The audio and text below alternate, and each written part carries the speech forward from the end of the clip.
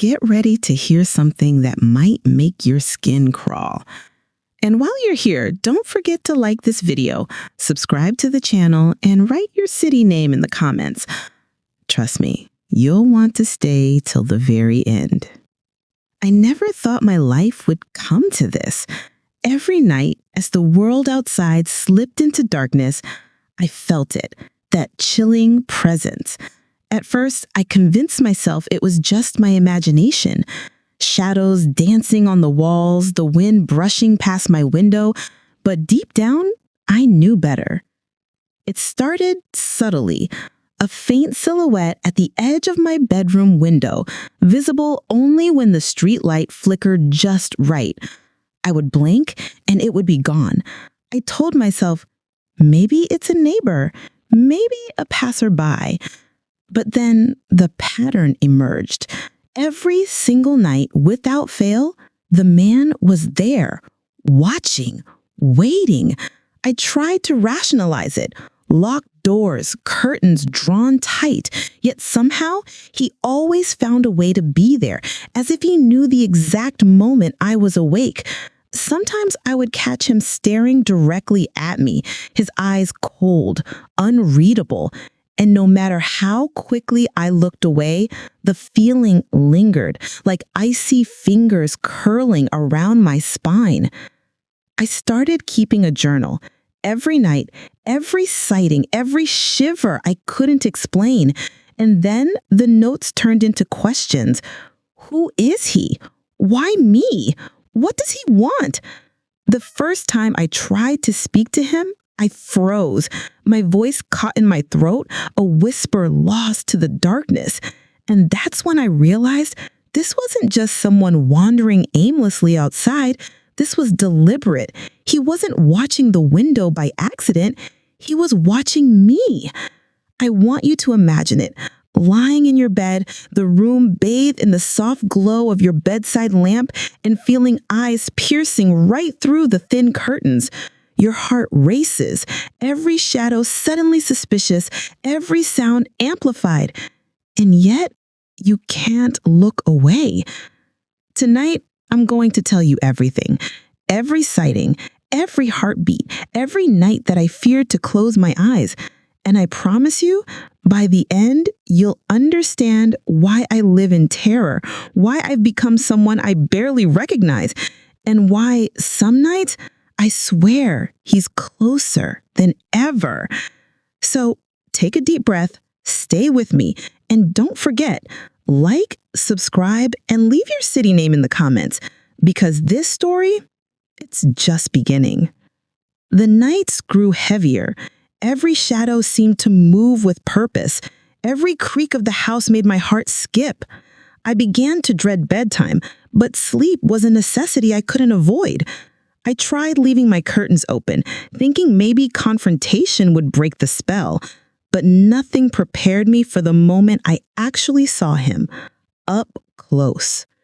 It was a Thursday night. Rain streaked the window, making the silhouette blurred, almost surreal. I grabbed my phone, ready to call for help, when he moved. And not just moved, he leaned closer, staring directly into the room, as if he could see right through me. I froze. My fingers tightened around the phone, my breathing shallow. My first instinct was to scream, but my voice betrayed me. It wouldn't come. Instead, I did something I never thought I'd do. I whispered, "Why are you here?" The man didn't flinch. He didn't move. He just stood there, a shadow among shadows, his presence colder than the rain outside. Then, as suddenly as he appeared, he was gone, vanished, leaving behind only the echo of fear. After that night, I couldn't sleep without checking the windows every few minutes. I began keeping a camera in my room, hoping to catch him in the act. But every morning, there was nothing. No figure, no shadow, only the lingering sense that I wasn't alone. I started questioning myself. Was I losing my mind? Was this all some elaborate trick my imagination played on me? Friends told me to calm down, but they hadn't seen him. They hadn't felt those cold eyes. And so I stopped telling anyone. I felt isolated, trapped in a fear only I could experience. Then came the noises. Soft, deliberate tapping on the window ledge. The faintest scrape like nails against glass. Always at night. Always when I was most vulnerable. I knew then this wasn't just observation. This was attention. This was stalking. I began documenting everything in my journal. The dates, the times, the sensations. Every detail mattered. I realized that the man's appearances followed a pattern, almost ritualistic. And that pattern led to a horrifying realization. He was watching my life, not just my window. I didn't sleep the night after the tapping. How could I? Every sound felt amplified. The hum of the refrigerator downstairs, the settling creaks of the old wooden beams, even the rustle of my own blankets. Everything felt like a warning, a whisper of danger lurking just outside my window. By sunrise, I had made a decision. I needed to know why he was watching me.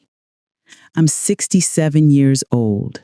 I've lived more life than I have left ahead of me. I've survived grief, heartbreak, and loneliness deeper than any night visitor could bring. But the terror this man stirred in me, it felt different, personal, intentional. And no matter how much I tried to convince myself I was imagining it, the fear stayed. Fear doesn't lie. Instinct doesn't lie.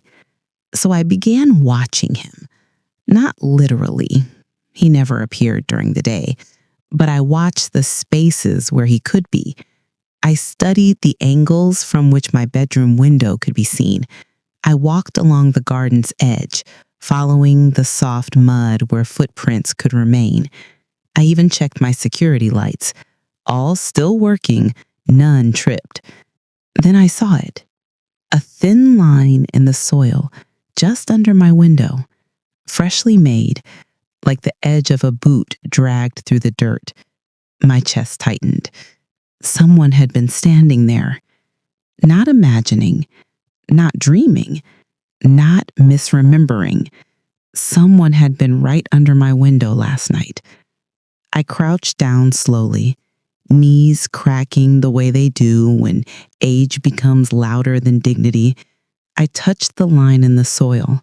The earth was slightly indented, heavier in one spot where a heel had pressed harder, maybe as the person leaned closer to peer inside. It was real. He was real. My breath trembled as I stood up.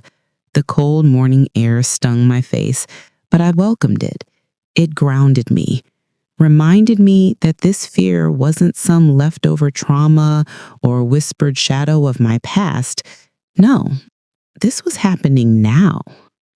I walked the perimeter of the house, checking every angle. The side yard, the back garden, the old rose bushes that I had neglected this past year. And then something else caught my eye. A cigarette butt.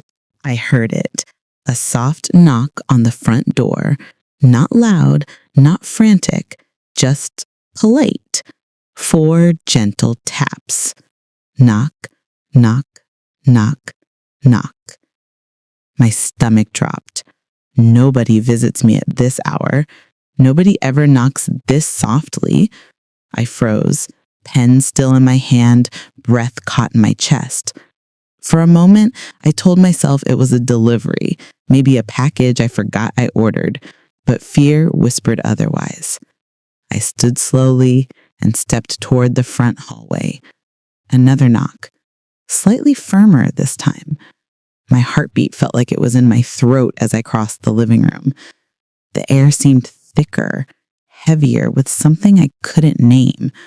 I approached the door, but instead of opening it, I leaned my head slightly toward the side window. At first, I saw nothing. Then a shape, tall, still, facing the door. My blood turned cold. Them. He was standing on my porch. New, unweathered, left deliberately near the fence. I stared at it with an uncomfortable familiarity climbing up my spine. When my husband was alive, before his illness, before he forgot my name, he used to smoke the exact same brand, same orange filter, same faint vanilla scent, but he had been gone for 6 years now. I knelt and picked it up between 2 fingers, placing it into a plastic sandwich bag I brought from the house. I felt ridiculous doing it, like some amateur detective in a late-night drama, but something told me this mattered. Someone had been standing near that fence. Someone comfortable enough to smoke, comfortable enough to linger, and comfortable enough to come back. I checked my watch. Just past 8 in the morning.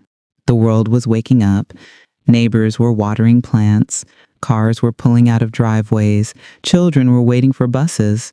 But somehow, in the middle of all that normal, everyday life, I felt separated from it, as if a thin, invisible veil had dropped over my world while everyone else continued unaware. I took a deep breath and went inside, made myself tea, and sat at the kitchen table.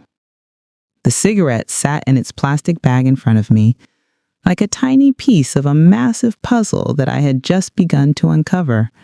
I didn't know the man, but he knew me. He knew my house. He knew my window. He knew my routines. Something inside me whispered, "This started long before you noticed," and the thought chilled me to the bone. Still, I tried to distract myself. I opened my journal, ready to write everything down, but before my pen even touched the paper, the same silhouette I had seen outside my window at night, only now he wasn't hiding in shadows. He wasn't lurking in the dark.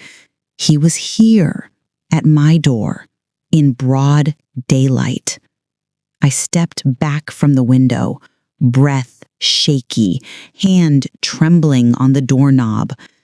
He knocked again, soft, patient. He wasn't going away. I stood frozen for what felt like an eternity, my fingers still gripping the doorknob. My mind raced, trying to find some rational explanation. Someone lost? A neighbor? Maybe even a prank. But nothing fit. My instinct screamed that this was him. I finally whispered to myself, barely audible, "Not today. Not in my house." I backed away from the door, every step heavier than the last, and reached for the phone. My hands shook so badly I almost dropped it. I dialed 911 with trembling fingers, the operator's calm voice a stark contrast to the chaos building inside me. I told them about the man, about the knocking, about the cigarette, about the marks outside my window. As I spoke, I glanced through the peephole. He hadn't moved, not an inch, not even his head. It was almost as if he could sense the call I was making. "He's right there," I whispered, my voice shaking. "Please send someone." Before the operator could respond, he raised his hand and pressed a small folded piece of paper against the door, sliding it under the bottom crack. I froze. The operator's voice faded into the background as I crouched to pick up the note. My hands shook violently as I unfolded it. The handwriting was neat, precise, almost beautiful, but chilling. I've been watching. You can't hide. Not tonight. My stomach dropped. I dropped the note. My heart thudded violently against my ribs like it wanted to escape. And then I heard it. The soft scrape of shoes against the porch. A subtle shift like he was testing the door's strength. I bolted toward the back of the house, adrenaline surging through every vein. I didn't think, didn't plan, just ran. I grabbed the keys to my car, the spare pepper spray in the kitchen drawer, anything that might give me a chance. But then he appeared behind me. Not inside, not through a door or window, just behind me. I spun around. My heart jumped into my throat. And there he was. Tall, shadowed by the morning sunlight, his eyes hidden under a dark cap, his expression unreadable, calm, too calm. I wanted to scream, but my voice caught in my throat. I backed up, pressing myself against the counter. "Who are you?" I demanded, my voice cracking despite my effort to sound brave. He didn't answer. Instead, he tilted his head slightly and smiled. Not a friendly smile, no warmth, just knowing, like he had memorized every secret, every fear I'd ever had, and was enjoying the moment he had cornered me with it. I felt my knees weaken. My fingers dug into the counter until they ached. "Stay away from me," I said, voice louder now, trying to convince myself I wasn't terrified. Then he spoke, quietly, softly. "You think this is about watching. It's about understanding." I frowned, confusion mixing with terror. "Understanding? What understanding?" I demanded. He smiled again. His voice was calm, almost hypnotic. "You." The single word was enough to freeze my blood. "Me?" "Yes. Everything about you, everything you hide, everything you fear." I took a step back. My eyes darted around, searching for an escape. The back door was too far. The windows, he would see me. The streets outside were empty, silent. "Why?" I whispered, barely audible. He leaned slightly closer. The air between us grew heavy, electric, suffocating. "Because I've waited a long time, and now you'll finally understand why I've been here." Something snapped inside me.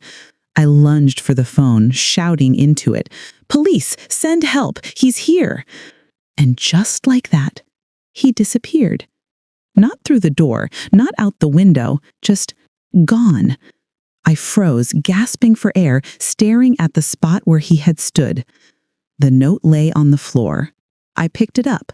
My hands trembled. "Tonight we meet." I sank to the floor, tears streaming down my face. I wasn't imagining it. I wasn't overreacting. This wasn't just about watching anymore. It was about confrontation. And I didn't know if I'd survive it. I couldn't sleep that night. Every sound, the creak of the floorboards, the hum of the fridge, even the wind brushing against the windows made me jump. I kept replaying his words in my head. "Tonight, we meet. Tonight." I realized, with a cold, sinking feeling, that he wasn't just a voyeur. He wanted more. He wanted me. I knew I had to be ready. I moved silently through my apartment, checking every lock, every window, every possible entry point. I stuffed towels under the doors to block any light or sound from escaping. I grabbed anything I could use as a weapon: a kitchen knife, a baseball bat, pepper spray.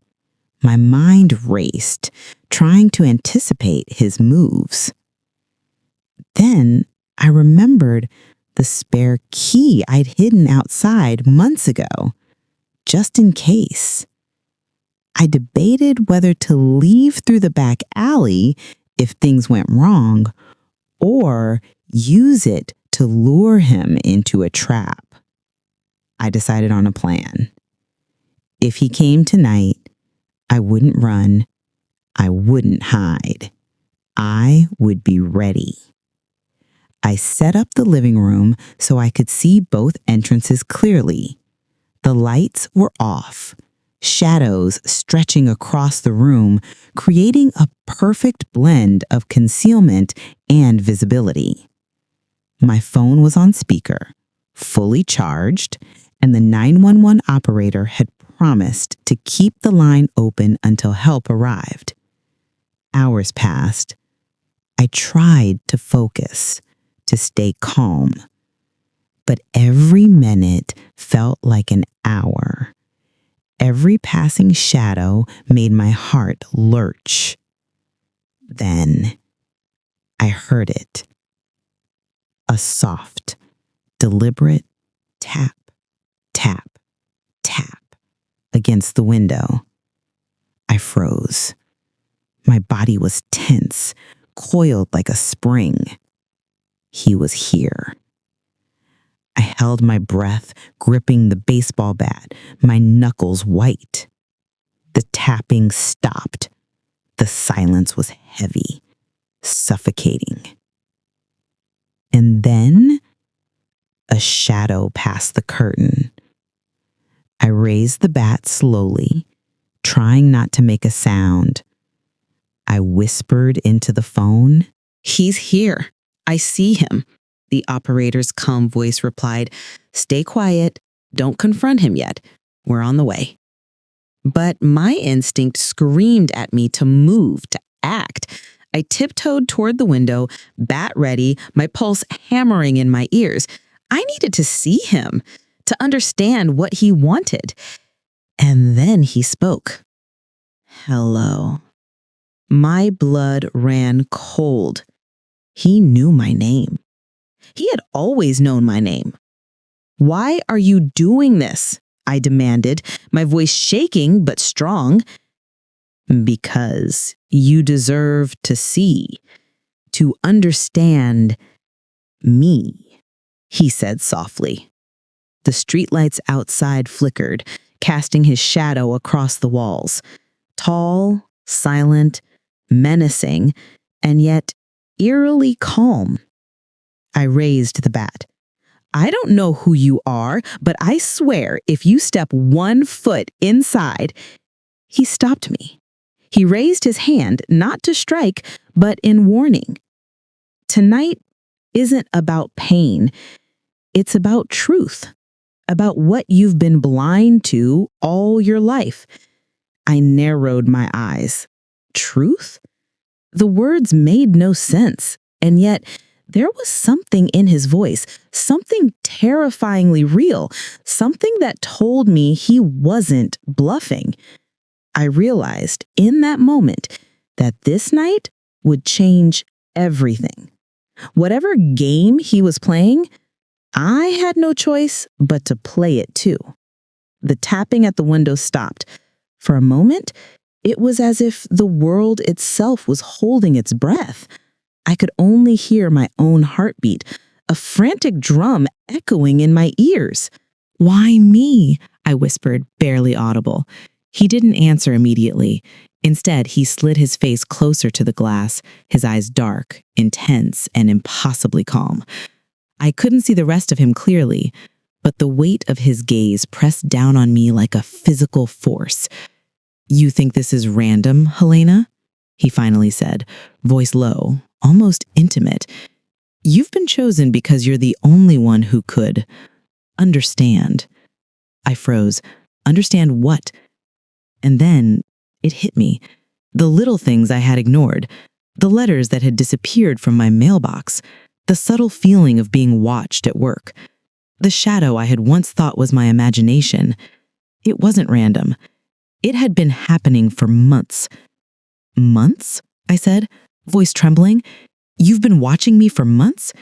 He nodded, one slow, deliberate nod. His face didn't change, didn't betray any emotion, and that calmness terrified me more than anger ever could. He said softly, "I had to make sure. Make sure you were ready. Ready to see the truth."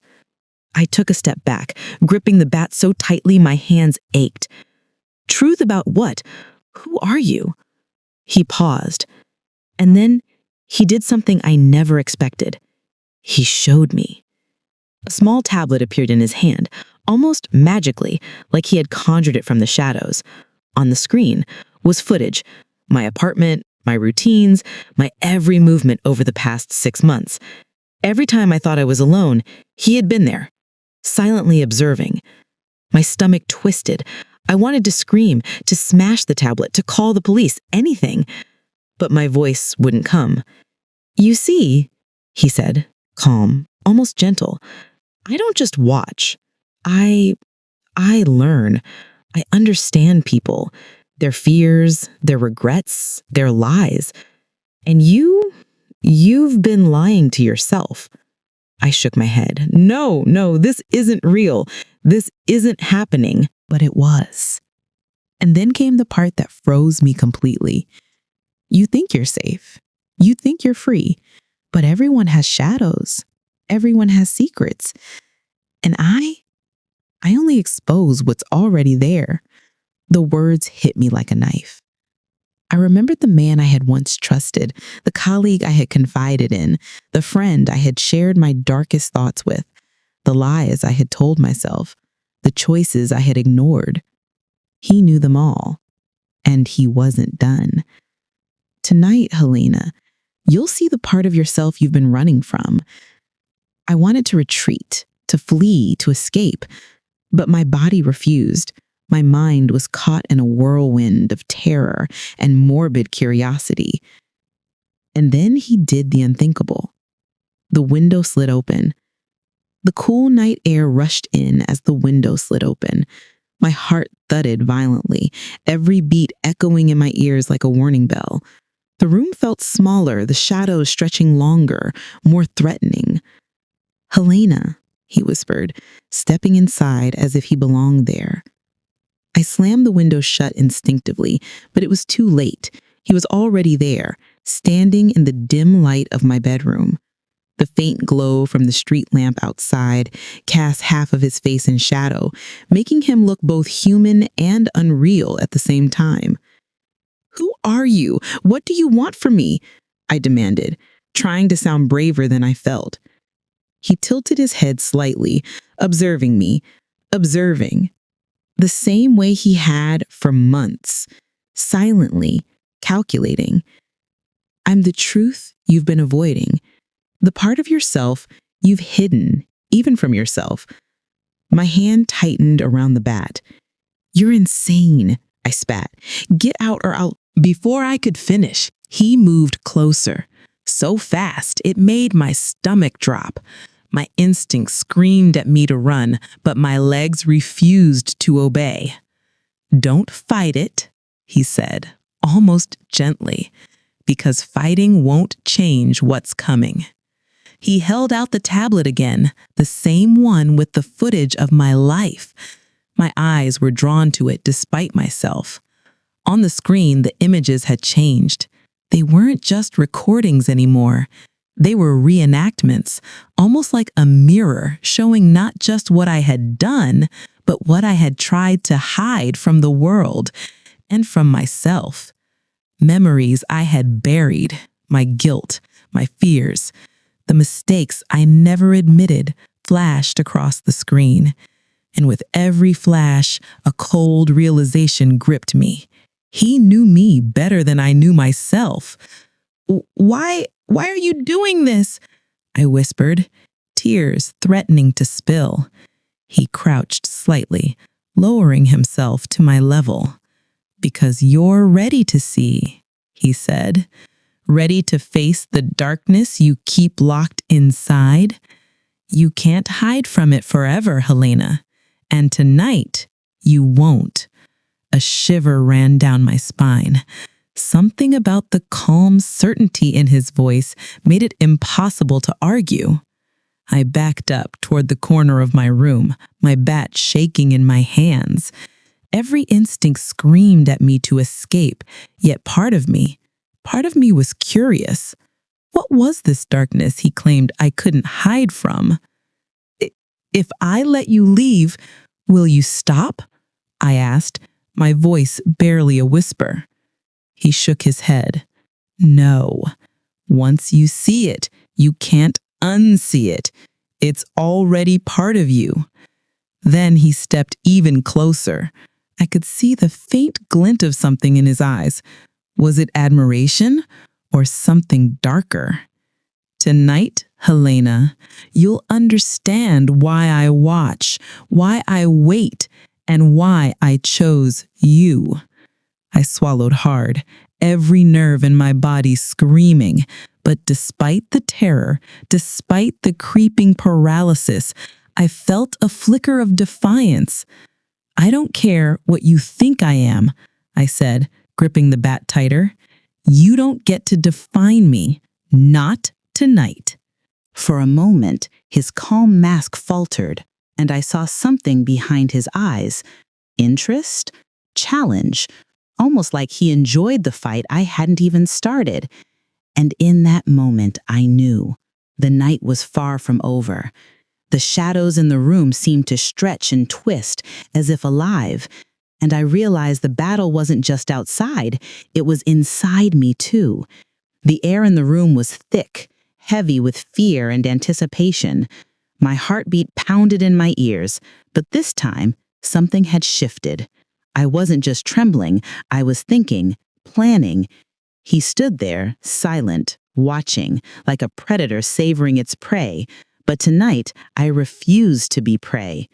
I slowly lowered the bat, careful not to show weakness, and forced myself to meet his gaze. You think you know me, I said, my voice steadier than I felt. But you don't. You don't know what I'm capable of. He tilted his head, a small smile ghosting across his face. I think I do, he murmured. But prove me wrong, Helena. I backed toward my desk, deliberately letting him see my movements. My hand brushed against something cold, my phone. I grabbed it quickly and slipped it into my pocket. If I could just distract him long enough, maybe I could signal for help or at least record something he couldn't erase.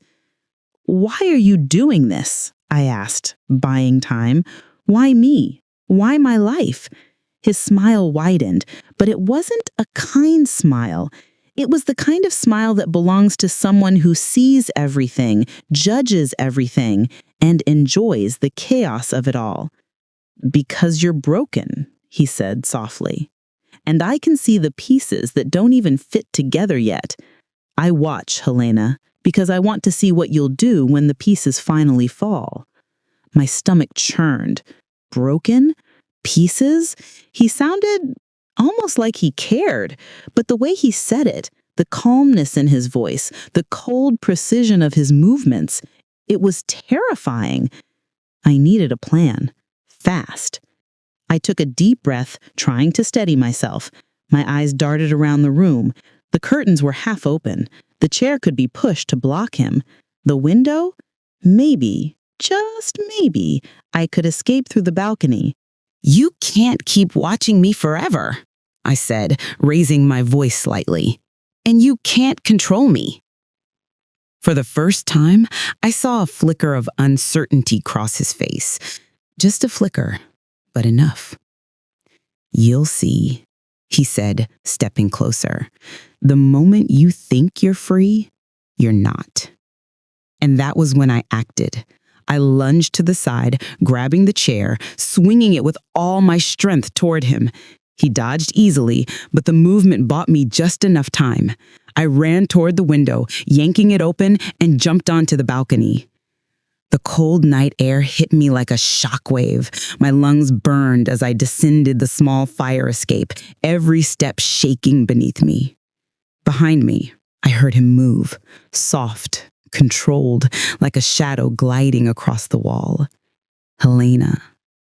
His voice drifted up, calm and haunting.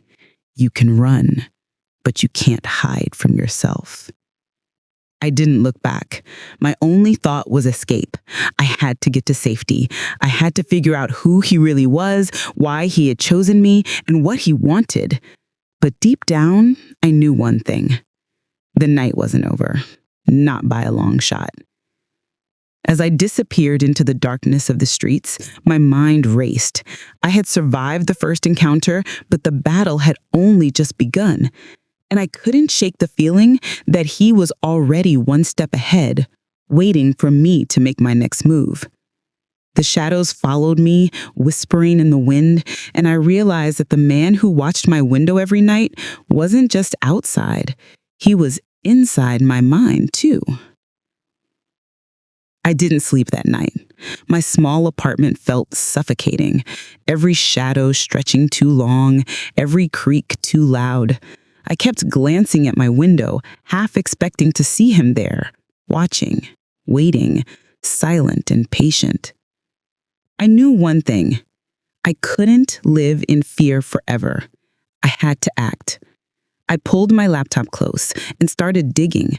Social media, local news, missing person reports, creepy neighbor stories, anything that could give me a hint about him. Every photo, every account, every small comment could hold a clue. Hours passed, my eyes burned, my mind reeled, but I felt alive. Finally, the fear was transforming into determination. And then I found something small, but enough to make my pulse jump. A pattern.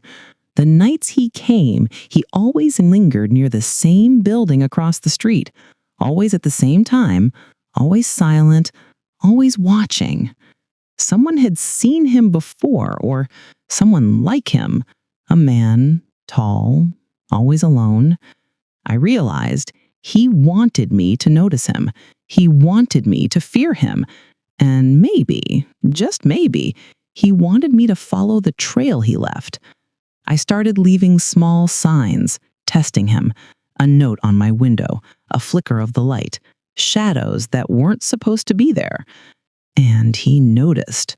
The first sign was subtle, a single light flicker across my apartment at 2:17 a.m. My stomach dropped. He was watching again, responding to my challenge. Then came the second. An envelope slid under my door with nothing inside but a single line written in shaky handwriting. "You're clever." I like that. I stared at it, a mix of fear and exhilaration pulsing through me. I was in his game now, but I refused to be a pawn. I set up cameras, quietly, one in the living room, one pointing at the window. I created traps, little signs to see how he would react. And he did. He always reacted, sometimes subtly, sometimes overtly. But each time I learned something new about him. I didn't know his name. I didn't know why he had chosen me, but I was learning his rhythm, his habits, his patterns. And for the first time, I realized something terrifying. I was beginning to enjoy the chase. The man who watched my window every night wasn't just a threat anymore. He was a puzzle, and I had always loved puzzles. But the closer I got, the more dangerous it became, because I knew one day he wouldn't just watch anymore. He would strike. And when that day came, I had to be ready. The nights grew colder, and so did the air in my apartment, but I barely noticed anymore. My focus had narrowed to one single goal: figure out who he was before he made the first move. The cameras I set up had been invaluable. Every night I reviewed the footage frame by frame until my eyes ached. And finally, I saw something. A face. Not fully, not clearly, but a shadow of a face reflected in a nearby glass. A glimpse that told me I was closer than ever before. I traced every lead. I cross-referenced social media profiles, local news, old property records. Every scrap of information became a piece of a puzzle, and slowly, a picture began to emerge. He lived alone on the 5th floor of the building across the street. He had moved there recently. His past was clean, or at least he knew how to hide it. But there were cracks, old posts, forgotten photos, people who had crossed paths with him long ago. I felt the mix of fear and excitement. The closer I got, the more I realized that I might finally understand him, or at least what drove him to me. And then the notes started again. But this time, they were different, more personal. You like control. I can see it. But can you handle what comes next? It wasn't just a game anymore. He was challenging me, daring me to step closer. And I couldn't resist. I began leaving my own signs, small, calculated messages that only he could see. A light turned on in a specific pattern. A note slipped under the door of the apartment across the street, teasing him, taunting him. And he responded, always. One night, I noticed something new in the footage. Movement inside his apartment. A shadow lingered by the window, and for the first time, I realized he was watching me with more than curiosity. There was something personal in his gaze. Something dangerous. The trap I had set had worked. He had reacted exactly as I predicted. But the closer I got to understanding him, the more I felt the walls closing in. I knew one thing with absolute certainty. The man who watched my window every night wasn't just a voyeur. He was patient, intelligent, and unrelenting. And I had just started to scratch the surface of what he was capable of. I felt the thrill of the hunt and the icy edge of fear because I realized the truth that kept me awake every night. I was no longer just the observer. I had become part of his story. And the next chapter was about to begin. I never thought the day would come when I would see him, really see him outside the safety of my own apartment. But it did. It started like any other night. The city hummed softly around me, streetlights casting their pale yellow glow on empty sidewalks. My apartment felt suffocating, the walls closing in as I stared at the footage on my laptop. And then I saw him. Not on the screen, not a shadow in the window, but outside. He was walking along the street below my window, casual, almost indifferent, as if he hadn't been watching me for weeks, months, as if he didn't know I had been watching him just as closely. My heart hammered. I should have been terrified, but something in me, a mix of anger, curiosity, and something darker, pulled me toward him. I grabbed my coat and stepped into the hallway, peering down through the peephole. The hallway was empty. Quiet. Too quiet. I knew he was there. I felt it. I made my way down the staircase slowly, careful not to make a sound. The air outside was sharp, biting at my skin, but I barely noticed. He was just ahead, his figure outlined against the dim streetlights. I stopped a few meters away, hidden behind a parked car. My hands trembled, not from fear, but from anticipation. He stopped. And then he looked straight at me. Our eyes met, and I felt a chill that ran through my entire body. This was no accident. He knew I was here. He had known all along. "You've been watching me," he said, his voice calm, almost conversational.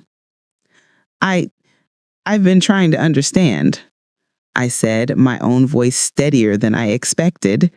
He smiled, and it wasn't a friendly smile. It was sharp, precise, like a blade sliding across glass. Understanding is dangerous. Do you know that? I swallowed hard. I want to know why. Why me? Why my window? He tilted his head as if considering my words. "Because you're interesting. You notice things most people don't.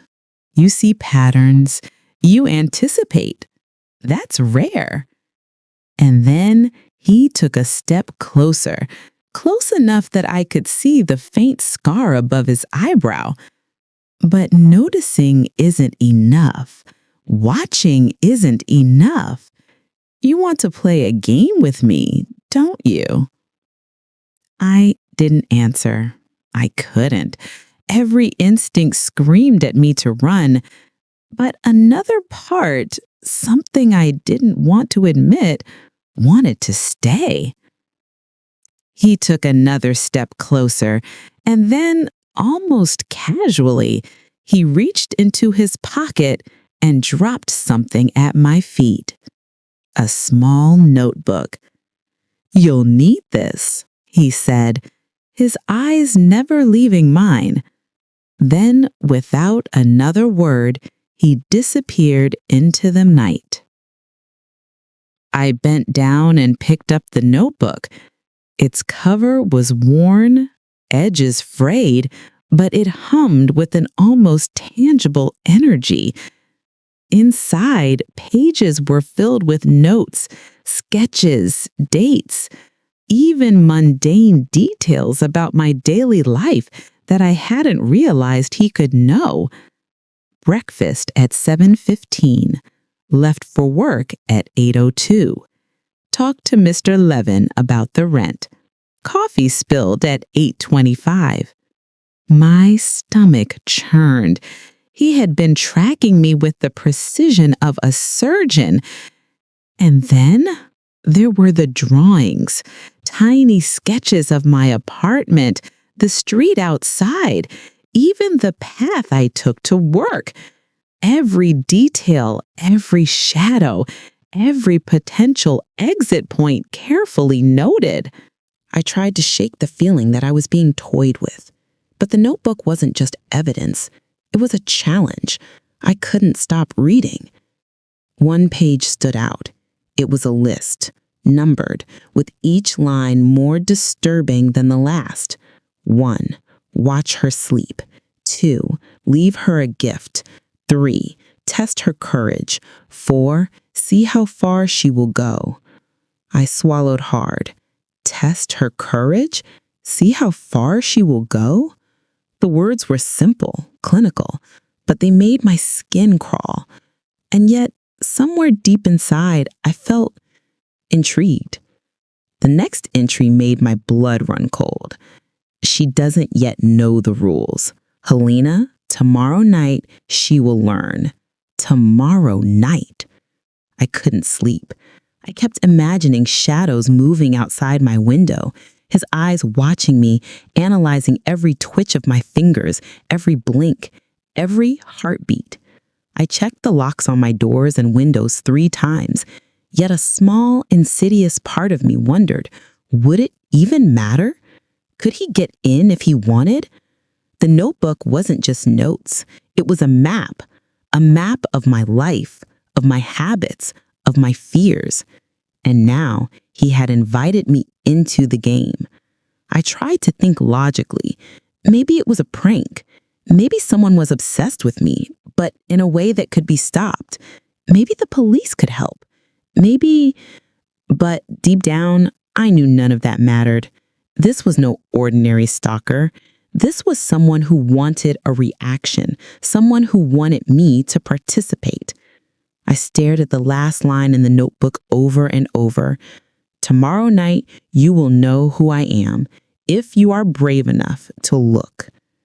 Brave enough? I didn't know if I had a choice. The moment had come. I could either hide and live in fear, or I could step into the game. And I knew me.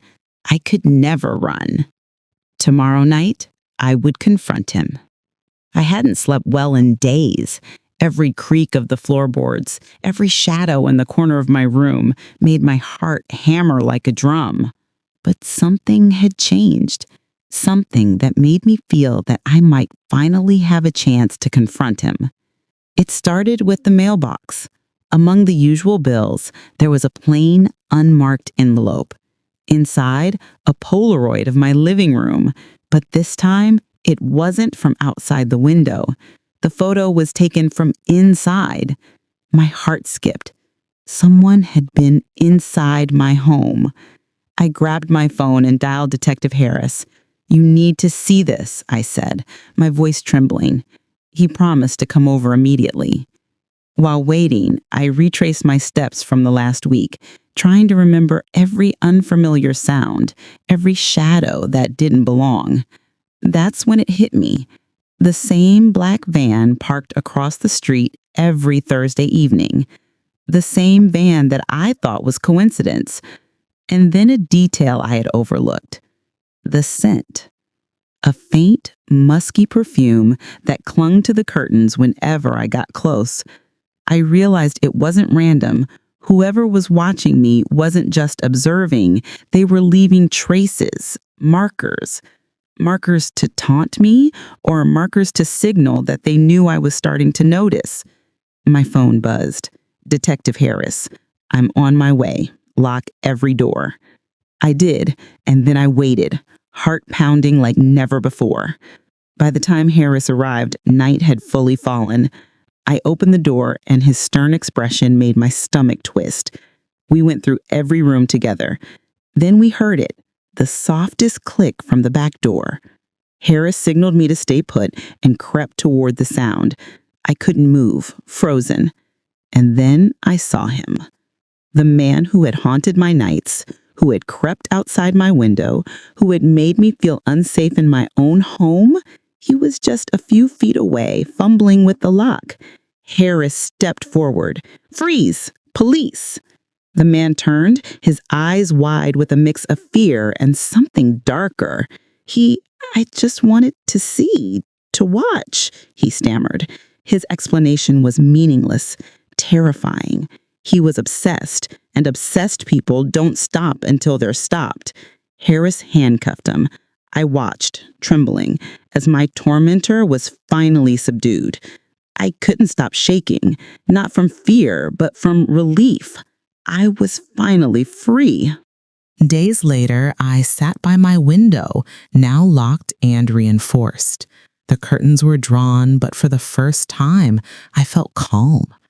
The nightmares had started to fade. I started therapy, talked about my experience, and slowly reclaimed my life. I realized fear could have won, could have trapped me forever, but instead, I had chosen to fight, to notice the clues, to act. Even now, when I hear a creak or a distant sound, I breathe. I remind myself, I am Helena Cross. I survived. I am not a victim. And sometimes when I glance out my window, I feel the old thrill of vigilance, not paranoia, but the quiet strength of someone who knows she is capable of protecting herself. If you felt the chills tonight, or if this story gave you goosebumps, make sure to like this video, subscribe to the channel, and write your city name in the comments so we know who's listening. Thank you for joining me on this dark journey. Until next time, stay safe and stay aware.